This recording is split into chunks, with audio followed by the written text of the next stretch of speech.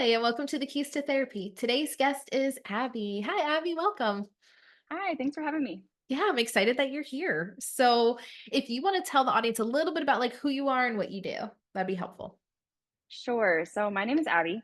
I recently separated from the military, the Air Force, about 10 days ago. So new veteran here. I spent 4 years in the Air Force as a mental health technician. So basically, that's a paraprofessional role working in the mental health service. Great. So, what were some of the things that you did for your job there? Yeah. So we were, as I said, paraprofessionals. We essentially did everything except for follow-up appointments. So we did intakes, did crisis triages, we ran groups, we had some psychometrist duties. We did a lot of administrative stuff as well, um, taking vitals. It was a huge role. Yeah. I think the name mental health technician is a little bit of a misnomer because in the civilian world, a mental health tech is typically just on a psych unit in a hospital taking vitals every 15 minutes. But our role was way more than that. And essentially, like for those that aren't as familiar with the military, as long as you're trained by somebody who's trained how to do something, you can do it. So even if it wasn't in my like specific role to do follow-ups, if I was trained by a provider to do that, I could have as well. I just didn't happen to do that in the base in the clinic that I was at. Hmm. But essentially, if you're trained to do it, you can do it. So it was a really interesting role. It doesn't really exist in the civilian side, Hmm. but I'm really grateful for all the experience that I was able to get. Yeah. And your background was in psychology prior to the military, right? Yeah, so I did it a little bit backwards. So I enlisted, and typically folks that enlist come either right out of high school or maybe after a couple years of college. But I actually entered with my bachelor's in psychology. I graduated in 2020. So pandemic world, things Wow. were interesting at the time, but long story short, ended up joining the military in August of 2020. So went to basic training, went to tech school, and then started my job. Yeah. So that's, you were lucky to have the background, at least, Yeah. because I'm sure a lot of people, their only entrance into that's whatever the military taught them. So, Yes, yes. So of all of my coworkers that I've worked with, only one had a degree, and I believe hers was in criminal justice. okay. But everybody else was coming right out of high school or coming like out of a year or two of community college. Mm, So kind of a wide range yeah. of backgrounds. But I was really grateful for that psychology background because it kind of gave me a foundation of what the providers were talking about. Like I didn't have a master's in counseling or social work or anything like that. So I couldn't totally speak the language, but I Mhm. was able to bridge that knowledge gap a little bit easier than maybe some of my coworkers could. Yeah. So what made you decide to pursue psychology and then now pursuing a PhD? So I kind of went into college. I went in as a nursing major, got into that first semester, was like, I don't know if this is what I want to do. So kind of started taking some general education classes, got into a psychology class. Long story short, ended up loving it. That professor became my advisor. I did a lot of internships for my psychology degree. So I worked in a partial hospitalization program for kids and adolescents, and then also worked at a women's domestic violence shelter. And at that shelter, I actually helped run a group for women veterans. So that kind of got my wheels turning. Wasn't necessarily thinking about, oh, I want to enlist myself, but just kind of got my wheels turning of working with military populations. Hmm. Yeah. So that's really interesting because a lot of people bachelor's level, they don't have those experiences hands on. So Yeah. it's amazing that you did. Yeah, I loved my program. It was great. I was really grateful to have those experiences. I believe in my class, we had about 20 different people doing internships at about 10 different sites. So they really tried to cater to what people's interests were. Yeah. Well, was the goal for you to always become a therapist eventually and the military was a pit stop, or was it sort of intertwined, like let's see how this goes and then go from there? Yeah, it was more the second. So I got into the psychology world, figured I would go somewhere down the line of clinical counseling, especially after I got into those internships. Started applying my senior year, and long story short, the financial piece of it didn't work out because of the pandemic. Yeah. And so that hit my senior year of college when everybody was trying to figure out grad schools and all the things. Jeez. Um, So I was at home. I finished my college at home, graduated online. Um, And my parents were like, you can't stay here forever. Like, you got to figure something out. Um, and my family was military. Um, so my dad got out when I was like 2. So I can't say I was raised as a military kid, but I've always been surrounded by it. So it was kind of a good opportunity. Like, well, when else am I going to do this? right. That was a really good excuse to join. I've always thought about it. So ended up contacting a recruiter. I didn't, you can't really specify which job you want when you come Yeah. in, but luckily my recruiter saw my degree in psychology and kind of hooked me up with this position. You actually have to interview for this position at first, like when you first come in, just to kind of make sure people have good intentions coming Mhm. into the field, which I think is great. Yeah. Um, but I didn't really understand the interview process. Like, I just thought this random person was calling me and like wanted to know like about my degree or something, and I didn't really get a hint for what the interview was until the next day when my recruiter called me and was like, hey, you got a job, you're going to be a mental health technician and you leave next week, by the way. Oh gosh. Yeah, it was a real quick turnaround.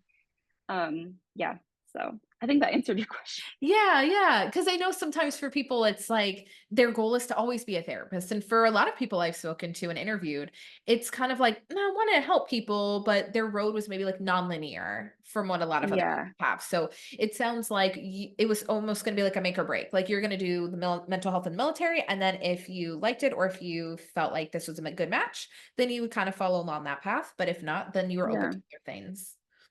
Yeah, yeah. So when I started in this position in the military, it was new and exciting, and I really liked it. And then actually, when we met like 18 months ago or so, I was like, I am not doing this. This is terrible. I do not want to be a therapist. I cannot listen to people's problems all day. And it took like you asking me those questions of like, hey, what exactly is it that you don't like? Like, what is causing the burnout? Is it actually the patients, or is it like the system that you're working in? And when I really sat down and thought about it, it was more of the system that I was working in. Hmm. So we kind of chatted about it, and you were like, okay, what would an ideal like setting job look like for you? And I kind of surprised myself. And I was like, I really would love to work with kids and teenagers. And I really like doing assessments, because I was doing a lot of assessments at work. And so I kind of worked backwards from there. And I was like, okay, what can I do with kids and assessments? Yeah. And that led me to school psychology. So yeah, I'm starting a PhD in school psychology in like 10 days. Woohoo! That's so Yeah. exciting. Yeah. So, and I love that because obviously, seeing your journey personally has been amazing. But having worked with the military and seeing like the burnout I experienced in that system, I felt comfortable like asking you some of the questions to be like, here's what I saw, here's what I felt. And Mhm. you're actually like in the military. So, yeah, Mhm. I think there's just a lot of pieces of it that, um, you did a great job of figuring out what you wanted for yourself, and now Mhm. you're getting it, which is really cool Yeah. and exciting. So then you have to come back and talk about school psychology because nobody's done Oh that yeah. yet. Yes. So, so a lot of people don't know much about working in military mental health. And I think a lot of times it's very romanticized. So it's very much like you're helping the country, you're helping, all these service members who are sacrificing their lives and their families are sacrificing things. And it is put on a pedestal a little bit. And even though a lot of those things are very true, I think there's so many different layers of military mental health that are very, very, very different than civilian mental health. So I know for me going from only civilian to then going to military, I was kind of shocked at how things were run because a lot of it was not very ethical compared to the civilian side. There's totally different standards. Like you were mentioning, if you get trained in it, somebody's like, here's how you do an assessment. Then you can just go do one, even if you don't have the credentials that you would need on the civilian Mhm. side. So there's lots of differences. But for you having been active duty and having been in a military mental health setting, and then you've had experience in the civilian world Mhm. before. I'm curious, like, what are some of the main differences that you've noticed, or what are the things that make like military mental health very unique or different than the civilian side? Yeah, definitely. So I think the big thing is the focus on what exactly you're treating. Mhm. So It was described to me as in the military, you essentially have three bosses that you're treating. So you have your patient, you have the patient's unit, and then you have the military in general. Mm, So ideally, all of those goals align, but sometimes what's best for your patient isn't what's best for their unit or what's best for the Air Force. And so sometimes you have to make those hard calls of like, this is not what's best for my patient, but I have to think about the unit or I have to think about like the Air Force in general. Like, is this person taking a spot from somebody that would be fully qualified? So you have to make a lot of those hard decisions. I think there's also a bigger focus on occupational health in the military. mhm. Your health, mental health, health in general, is tied to can you do your job? And if you cannot do your job because of your mental health or physical health impairments, then you can't do your job and you can't be in the military. Mhm. So a lot of that is teasing out okay, this person has depression, can we send them to a very austere environment halfway across the world with very minimal resources and expect them to do their job and do it well? Yeah. And those are the questions that we would ask every day when we met with a patient of can I send them to the worst case scenario and they can come out the other end and be okay? Mhm. And I think in some respects there have been changes in the like how people have viewed mental health, especially in society and in the military. Mhm. Like mental health is becoming much more accepted on the civilian side. It's becoming more of a conversation on social media, and that has bled into the military, which I think is a great thing. However, I think a lot of people don't understand the impacts that that can have on their military career when you have kind of higher expectations. Yeah. So a lot of times we would have somebody coming to us reaching out saying, "Hey, I'm struggling with anxiety. Can you help me out with this?" And on the civilian side, it would be no problem. Like, Mhm. sure, like let's like start meeting. But on the military side, there's a lot of other questions. Like, okay, if we're gonna put you in an airplane, and maybe you're not a pilot, maybe you're in the back doing some job in the back but you're going to be in an airplane in a confined space with people for several hours at a time. You can't be having panic attacks when Yeah. you're in that space. Like that puts other people at risk if you're expected to perform when you're having a panic attack. Mhm. So it's hard because sometimes the treatment that you would want to give a patient just isn't compatible with the service. Yeah, and morally for yourself, that can feel tough to be like, "Oh, Yeah. I wanna help this person," and sometimes there's people who really genuinely just they want the help and they don't understand the implications of coming to get it. Right. So, if suddenly now they're on limited duty or, what is Mhm. profile? You guys called it, Yeah. right? Yeah. Yeah. Everybody has different language. Yeah. Yeah. So if they're on, some kind of status where they're limited because they're in treatment, that can impact their career.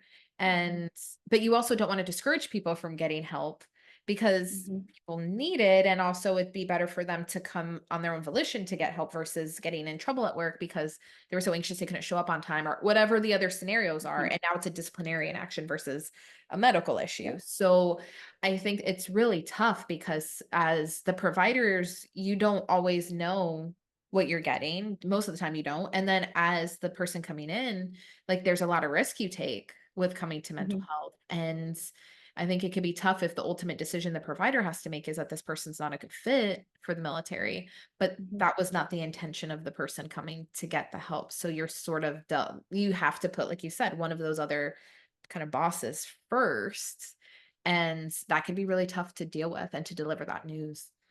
Yeah, yeah. About I want to say last May, there were a lot of new guidelines dropped for like the military across the board Mhm, that anybody who was involved in mental health was now being considered part of specialty care. So it was a change for the whole healthcare system, mhm, but essentially anybody who was in any specialty care, so mental health, orthopedic surgery, cardiology, any of those like medical specialties that you would need a referral for, yeah, anybody who's involved in those services would be placed on a profile. mm, So at least in the Air Force, the Navy and the Army have different language for it. But essentially, we would say you can't move to a new duty station, you can't deploy, and you can't go on any business trips. So if your job is a lot of business trips, and we're say if you're in care, you can't do that now, that Yeah. can really impact their career. Um, each of the branches does deployments a little bit differently, but at least in the Air Force, like if you're missing multiple deployments, Yep. then they're like, well, if you can't deploy, then you can't do your job and you can't stay in the military. Hmm. And then a lot of people, like the reason they're in mental health is because of the command and the climate that they're in right now. And they're saying, I need help to deal with this situation. But Yeah. as soon as they come to us and they're put on that profile, and now they can't go to that new base that they're looking forward to. So Right. we can't get them out of that situation, the one thing we would want to do. Hmm. So it's hard because you want to do the right thing for your patient, but sometimes that goal doesn't align with what the Air Force and the regulations want you to do. Yeah. And then how was that for you being both a service member and a Mhm. provider seeing that? Because I feel like on the provider side, it would be hard enough and you'd feel guilty, but with certain Yeah. situations and want to help more. But then I feel like being like having those dual roles would be extra tough working in a clinic like that. Yeah. It was definitely hard for people to get their own mental health care. Hmm. In my clinic, like we knew the rules, like so we didn't have that shock of it, but it was like, hey, I know what the rules are, and I kind of know what lines I'm towing here. So Yeah. that can be really hard. And you're also working, getting care in the same system that you're working in, Hmm. which there's so many issues with privacy and confidentiality. Um, I could go on for days about that. But yeah, there are a lot of issues with that, and that's definitely something I brought up in my exit interviews. Like, hey, this is a problem. Yeah. Like most therapists in the civilian world have their own therapists to deal with with the difficult things that you hear about, and you're saying now, like, I'm dealing with these things, I'm hearing these things from my own patients, but I can't go get care. Yeah. So it just adds more stress to the clinicians and the techs that are involved in that. And plus where you were was more isolated, right? So we were in the middle of a city. So we could send a lot of our patients off base, which is a different story. Um, but yeah, it was hard. Wait, what was that? What do you mean? Yeah, so, like so with me having been at Oceana in Virginia Beach, Mhm. like, we had the I don't even know, 10 different clinics that people could go to Oh, sometimes, and I mean, isolated definitely in comparison to that, but if somebody worked in Portsmouth at the hospital and they were like, "Well, I need to go see somebody in mental health," they had, like, a bunch of different bases or clinics to choose from to get that help. Where okay. for you guys, as far as, like, military to military clinic, like, if you wanted to get that support and had to go through, where was the next closest base for you It guys? was 2 hours away. Wow. Yeah. Yeah, So, if yeah. for you coworkers, other provide whatever, like or vice versa, them needing to go Hmm. see somebody somewhere else, like, that's a far distance. So and then Yeah, and you know them. yeah, you've referred You back know, and in some forth respect, and yep, we mhm. refer back and forth, we share patients, Yeah. um, we see each other at like conferences and learning things, and they're also just like your closest peers. Yeah. So you know who each other are. So it's not even really confidential. Mhm. Yep. And that makes it so much harder too. And I know there was a lot of shady HIPAA things going on when I worked with the military because everybody's records were all in one system. So I know like that makes it feel less safe too. I mean, Hmm. I would see stuff like this is so bad. I know at one point one of our providers was in the hospital um for medical issues and somebody else that worked there went into his medical record to see like his status and like how Hmm. he was doing and what the prognosis was going to be because he hadn't heard anything. Like, that's such a HIPAA violation. It's so bad. But that and they would just tell people like, "Oh, this is the update. This is what I saw," because I think some of it wasn't emphasized as heavily as it is on the civilian side. Like, on the civilian side, everybody's like, "You're gonna get sued. HIPAA's huge." Like, I've seen people in the Facebook groups being like, "Should I report myself because I accidentally did this thing?" Like, it's big. And so on the military Yeah. side, I noticed there was almost like nonchalant about a lot of it because there's so many things that can be shared within like you guys to primary care or, Mhm. the I guess I'm trying to think of like the language for you guys, but because for me it'd be like the senior medical officer of the ship or whatever, but Yeah. like somebody who's in charge of a deployment to oversee screenings or Yep. whatever, you kind of can just tell any of those people what's going on with this patient because they sort of sign away a bit of HIPAA by being in the military. Yeah. So I kind of have two thoughts on that. So Yeah. the first one is like my clinic thankfully did not have a huge issue with people going into each other's records. Good. So very grateful for that. Yeah. Um, but there is less of confidentiality across the board. Mhm. So like my supervisor, like they would often like if I called out sick, they'd be like, "Okay, what's wrong?" and like want to know symptoms and details and Yeah. all this stuff.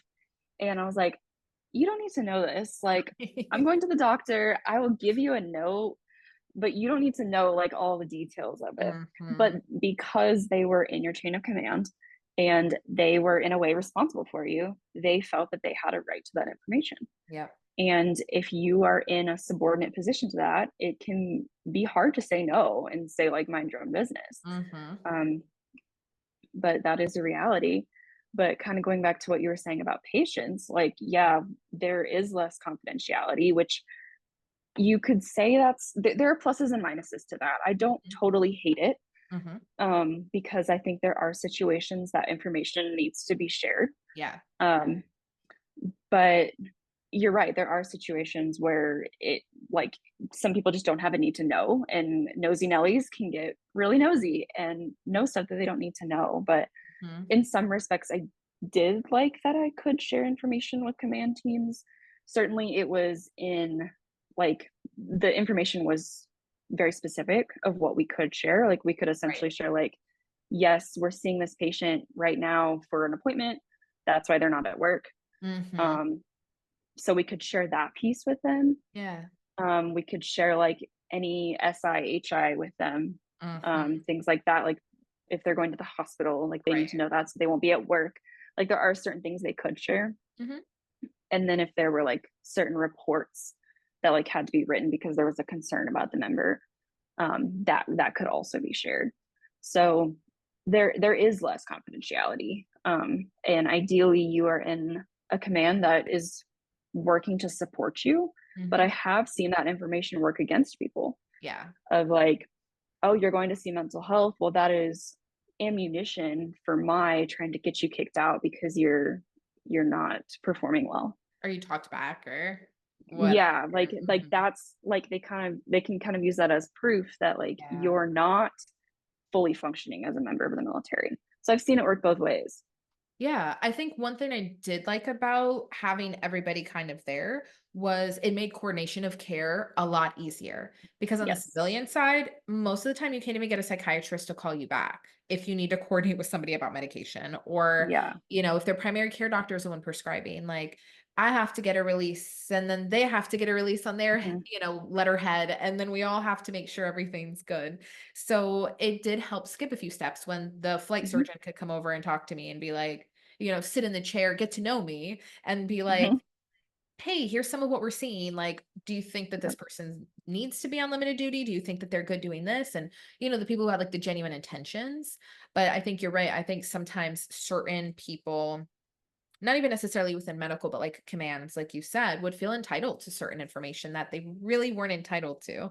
And so it Mhm. gets tricky with figuring out like who's on the list of who can know what, and then what's on the list of what could be told, and then who's just trying to Mhm. get information for their own gain or, things like that. So there's just there's a lot less clarity on kind of HIPAA and releases of information and stuff like that on the military side, and I think sometimes that could make patients more nervous too. So, Yes, absolutely. Like a lot of like one of the most common questions I get is what are you going to tell my command? yeah, yep. And what can you tell my command? So I Mhm. kind of had a set script of like what I would say to them in Yeah, that situation.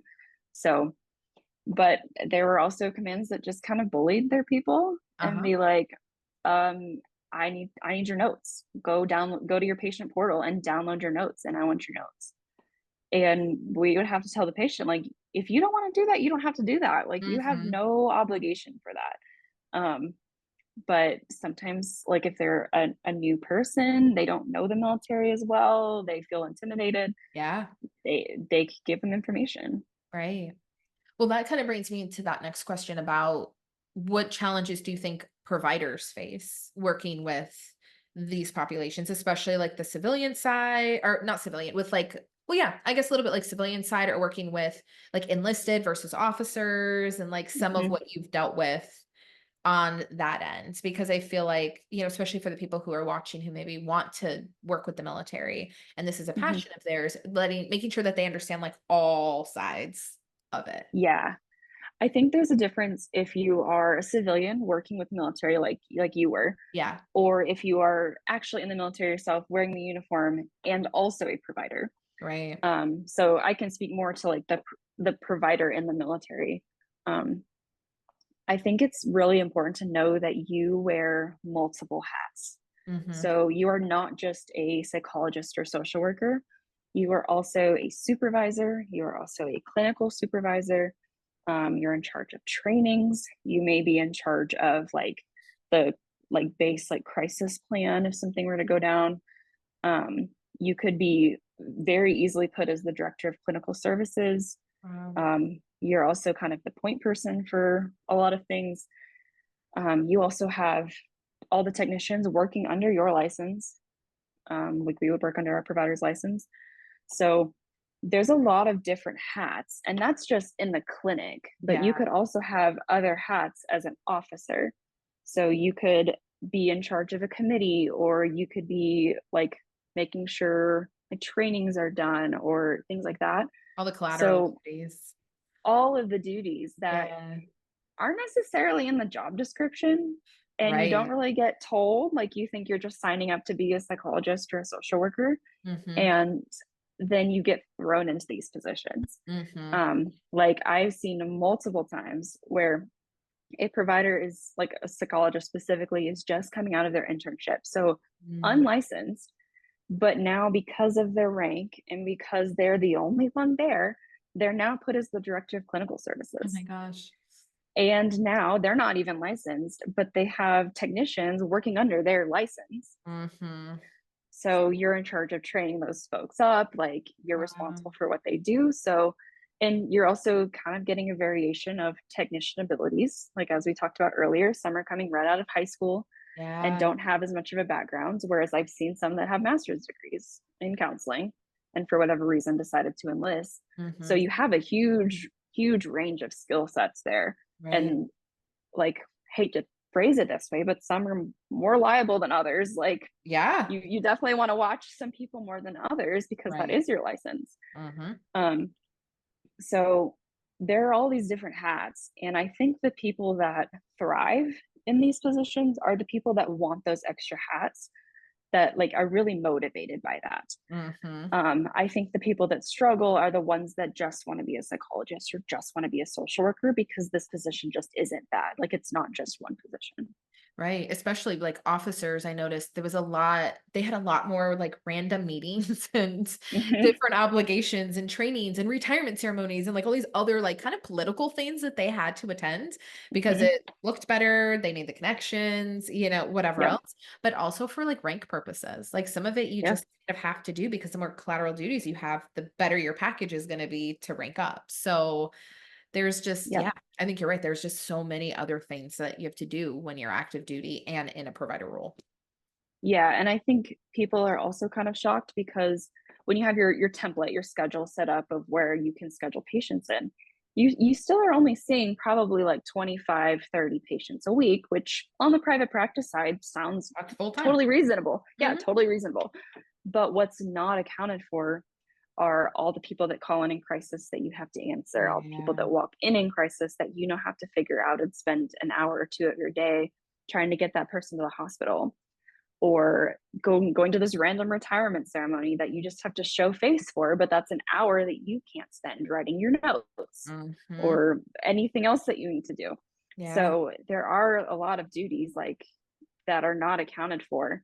And I think that's a hard argument because those that are higher up, like in the hospital, the medical system, are like, you're only working 25, 30 hours a Right. week. Like, what's the problem? Why can't you get your notes done? And Hmm. the providers are screaming, saying, because we have too much on our plates, like we have all of these other things that just simply aren't accounted for in your metrics, but we still have to do them. Yeah.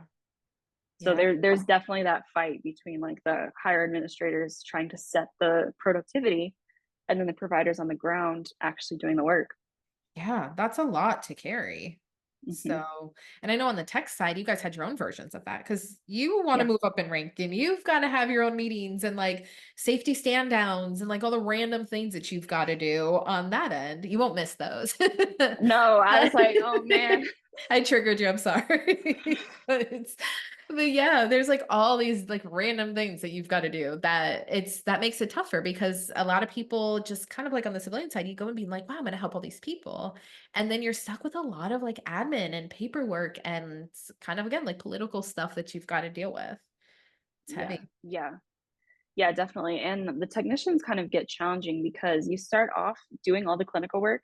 Yeah. And then eventually, like when you're in about 4 or 5 years, you transition over to like the alcohol and drug side, at least in the Air Force. I'm not sure what Okay. the Navy does, but eventually you would get like an alcohol and drug certification. Hmm. And as soon as you get that certification, you're essentially admin the rest of your career. Oh, Like wow. you're overseeing other troops, you are kind of running the back end of the clinics, doing all the administrative stuff. So it really shifts really quickly. Yeah. So there is, but at the same time, like those are the people with that certification are the ones that deploy. Mhm. So you might have somebody that's only been doing admin for the last 5 years.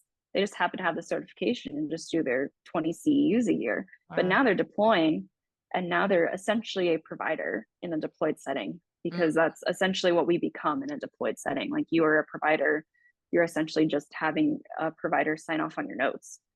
Like, and that provider may not be with you, they might be in a different base, but as long as you can email them or send it to them electronically or something and they're like, okay, good to go, Mhm. that's supervision.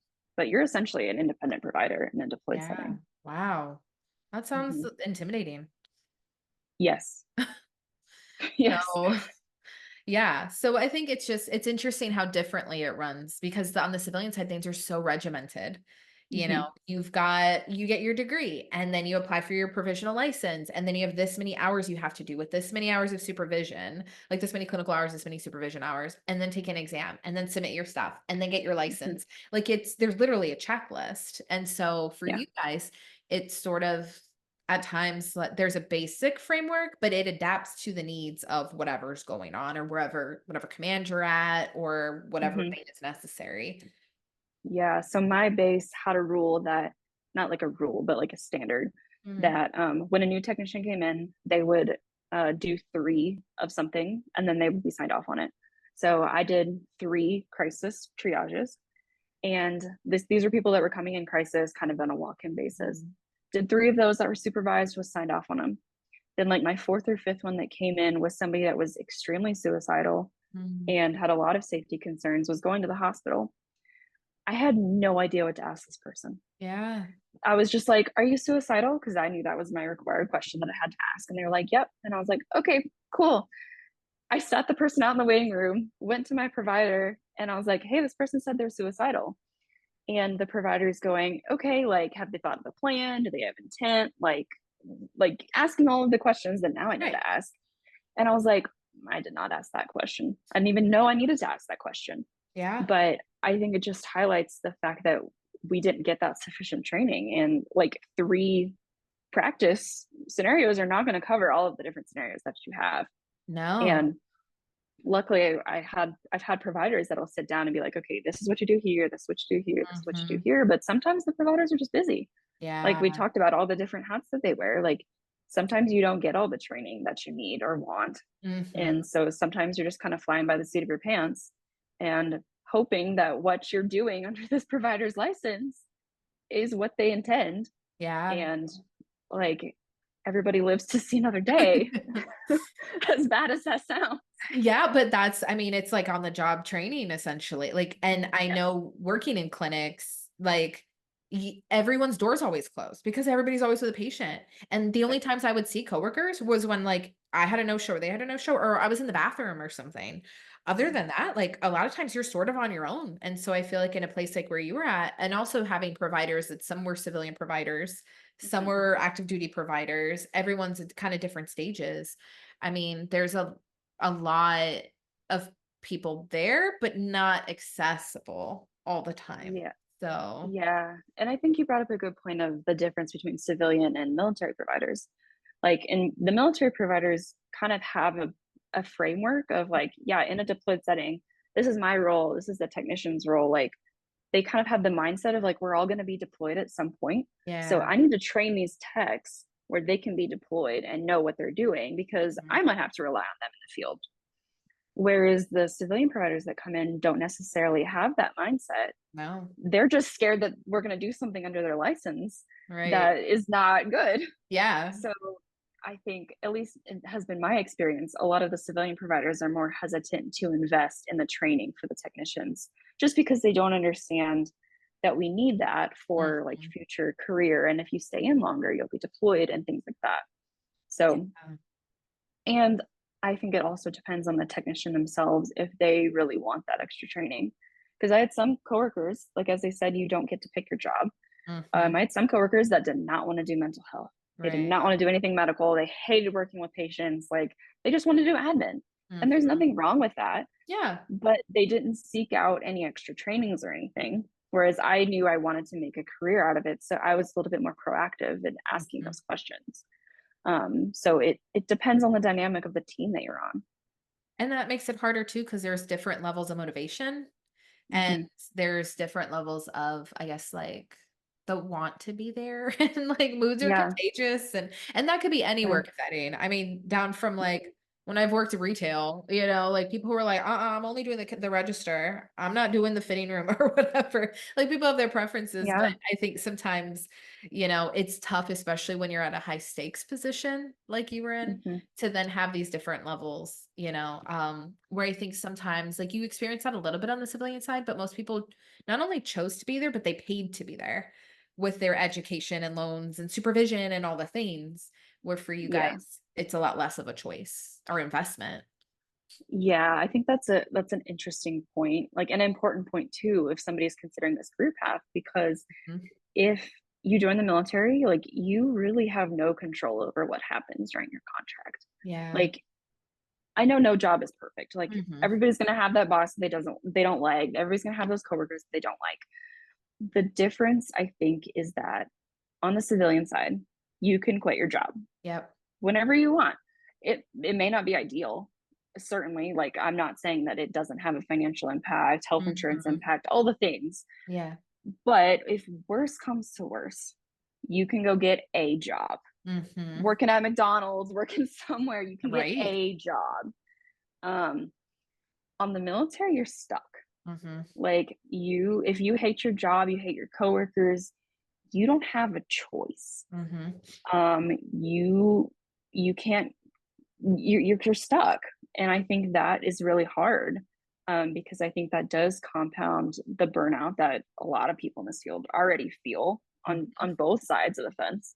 Yeah. Um, but I was always very jealous of my friends that were in kind of equivalent positions that had similar struggles to me. Of like, I'm like, but you can quit. like Right. like that's the difference. You can quit. Like, Yeah. you can complain about your job all day, but at the end of the day, you can quit. Right. I can't. If I quit and I go AWOL, I'm getting stuck in jail for 20, 30 years. um, Different so stakes. yeah, there's different stakes. Um, and I think it's important to like to know that when you're signing up for it. Yeah. Like, you have no idea what clinic you're going to be in. You Mhm. have no idea what your coworker is going to be like. You have no idea what your boss is going to be like. You might have wonderful experiences, and I hope that's the case, but you also might not. Yeah. And there's only so much therapy and self-care and doing all the things yourself when every single day you have to go back into an environment that's not good. Absolutely. And that's something that's Um, hard on the provider side as well, because then you feel more yeah. limited. Because on the civilian side, I'd be able to do, let's look at your resume. Let's figure out what types of Mhm. jobs you'd want to do next. What is your Yep. financial plan, budgeting, like, sharing resources for them to learn more about these things. And then working with military, it was sort of like, how can you survive the next 3 years or Yeah. whatever else it is that, however long their contract is. But there was a lot less in their control, which made therapy harder in a lot of Yeah. ways. So Yeah, absolutely. Like, I could almost get to the point where I could look at someone's unit that they were from, and I'm like, "I know exactly what's going on," yeah, that because was I've heard it over and over and over again. I'm like, "I know uh-huh. exactly what your problem is." Yeah, that was me with the squadrons, Mhm. like, Mhm. working on that base. So it was just really interesting. I'd be like, "Oh god, you're at this one." And they'd be like, "You probably see a lot of us." And I'm like, "Uh-huh." Mhm. Yep. But then it also gets really interesting because at some point, you're gonna have people that know each other. Oh, yeah, You're yeah. gonna be like, "This is the supervisor that did this to this Uh-huh. person, and these are the 2 people that hate each other." So you could definitely be seeing people, and you gotta treat them all as patients and fairly, Absolutely. but you also kinda know what's going on. So that can be Yeah. hard Yeah, that's a to really to good point. not pick sides. Because I think a lot of times in the civilian side, the community is so much bigger of who they can see and where they can see whatever Mhm. else, that there's very unless you're in a very small community, that's rare to have conflicts of Mhm. interest when it comes to certain clients and things like that. But I mean, Yep. I know that there was a lot of that crossover working with the Yeah. military, even on a personal level, because my husband was in for a while. And at one point I got somebody that Mhm. worked directly with him, and I didn't realize till the intake. And I told Mhm. them right off the bat, like, I want you to know so you don't find out later, because I never changed my last name, so they wouldn't have known right off the bat. Um, Mhm. I let them know about that, and they never came back. So, Yeah, and there's dual relationships. yeah. So, like, say you are seeing a commander as a patient, Yep. but then later that day, you have to call that commander, your patient, Yeah. about another patient, Yep. and that gets really awkward. Mhm. Yeah. Um, and sometimes, like, if they're both your patient, you're not gonna send that to a different provider. You're gonna do both. Mhm. Yeah, and it gets tricky, and you're sort of stuck with what you got. Yeah. So, yeah, I think that that's another consideration. Um, is there any tips, anything else that you could think of that would be helpful for therapists to know who want to work with the military, whether they want to do that on the civilian side or they want to do that through the military? Yeah, I think there are so many ways you can work with military and veterans. Like, it doesn't have to be in an active duty clinic, it doesn't have to Mhm. be at the VA. And I think people forget that. Yeah. Like, there's so many ways you can work with military and veterans. And a lot of people don't want to see like military affiliated things. Mhm. Like, they want nothing to do with it when they get out or when they are in the military. Like, they want to keep like a personal and professional life separate. Yep. So it's not like you're not going to see those patients. Like, people don't want that. Like, people do. Yeah. Um, I also think, like as I said earlier, you're wearing a lot of hats. So if you're somebody that thrives in wearing a lot of hats, this might be a good role for you. Mhm. But if you're somebody who just wants to be a provider, um, I don't know if that'd be the best fit. If you're somebody who just wants your loans forgiven for school, Yeah. may not be the best fit. Um, I think like a very practical tip is if somebody like is going through with this process, Mhm. say like one of the most common ways people do this is they'll be going through school and the military will be like, "Hey, I'll pay the couple years of school if you owe us 4 or 5 years." Yeah. And that's how a lot of people get in.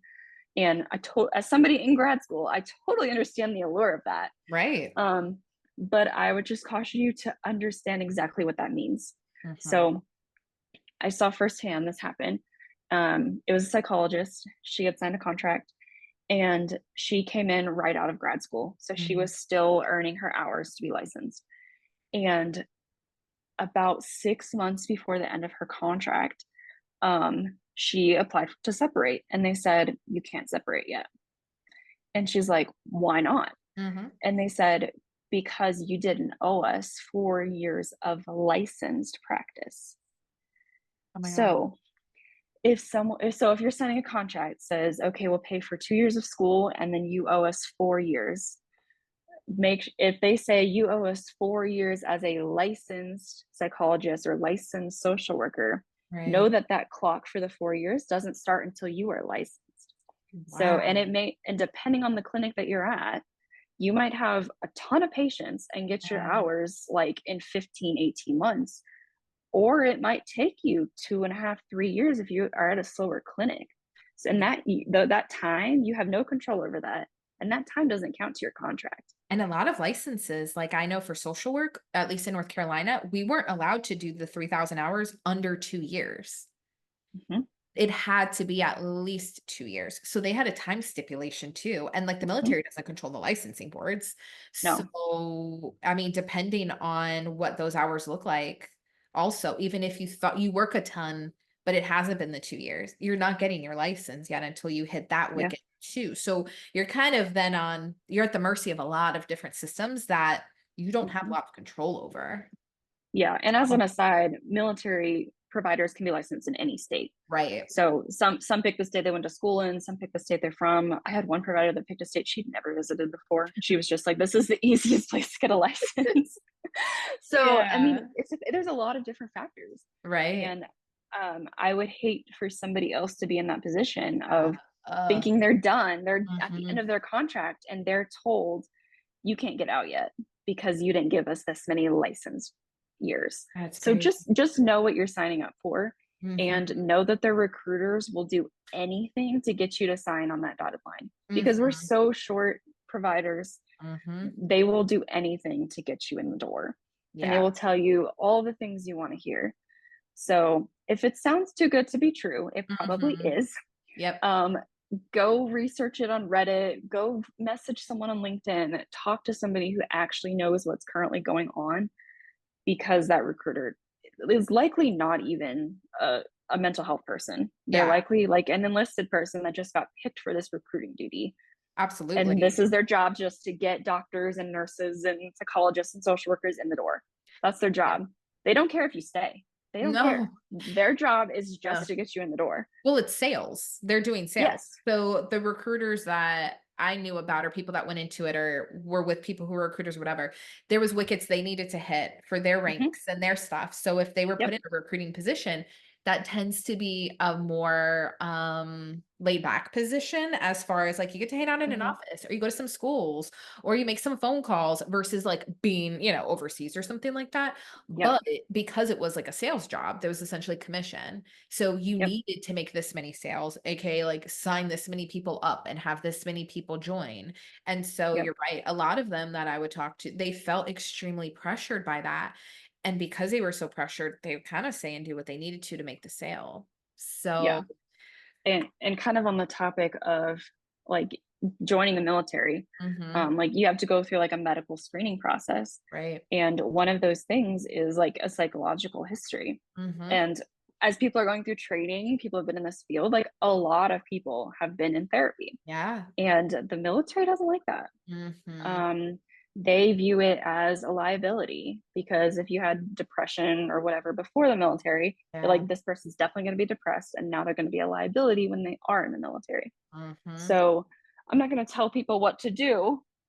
I'm just saying, like, be aware that if your records are in like a hospital system and they get Yeah. pulled because they have access to like different hospital systems, if they pull your medical records and that's in there, it's definitely going to get flagged, and you're probably going to have to go to an evaluation. Yeah. If you go to a private practice person and you don't tell them that you've never been, and you don't tell them you've ever been seen before, I'm not saying that's the most ethical choice, Right. but if A they lot of don't people do it. know, yeah, I mean, lots of people would tell me over the years, like, I don't put this in my record, but yeah, I had depression when I was 12, or I was mm-hmm, so anxious, around my period that they put me on, yeah, something for PMDD or whatever it was. Like, mm-hmm, and a lot of times it was minor stuff, but yeah, it just, yeah, it would have been flagged because a lot of, depending on who you get, who's reviewing your stuff, they might not care about all the details or allow you to appeal it or whatever else. mm-hmm, So it's yeah, tricky. yeah, definitely. Mm. Well, I really appreciate your point of view because you have a whole different perspective, whole different branch of the military, whole different, like all the experiences you've had on both sides. Like I think it's really valuable for people to understand like all the layers. And even though there's a lot of great things with working in military mental health, like you said, Mhm. there's also a lot of costs. So I think people, like I mentioned at the beginning, I don't want people to glamorize it. And Mhm. I heard it glamorized a lot in grad school. I heard it glamorized a lot, and this is by people who had no experience. Just people who are Yeah. like, "This is why I really want to help." Just like people who say like, "I'm so excited to work with kids," but then they don't always understand the nuances of like, well, reporting child abuse and like all the different hardships. Any niche or specialty you go into is going to have its ups and downs. But I think with the military, it's one of those things that unless you've sort of been in it Mhm. or, like, been a part of that system, you really don't know a lot. So, I Yeah. appreciate your transparency today because I think it's going to give people we do such a good job of making sure clients have informed consent about Mhm. therapy and the services we provide. I feel like you gave more, like, informed consent to people who potentially want to go into the military in this way or work with these Mhm. populations, so I appreciate that. Yeah, absolutely. Yeah. Well, thank you so much for being here. I'm gonna put your information below. And then, yeah, like I said, you'll have to come back and talk all about the school psychology part. Yeah. Get that degree on the civilian side. Oh, yeah, have the military pay for it. Yeah, that's a win-win right there. And with all Oh, the yeah. stuff you dealt with, I think that it's worth it at this point. Let them pay. Let them do the things that they need to because you earned the ability to have them do that. So Yes. like, big time. But yeah, so thank you again for showing up today and taking the time out and good luck with Yeah. school. Thank you. For the viewers, if you guys want to subscribe and stay up to date with future episodes, go ahead and subscribe below. And otherwise, I'll see you next time. Bye.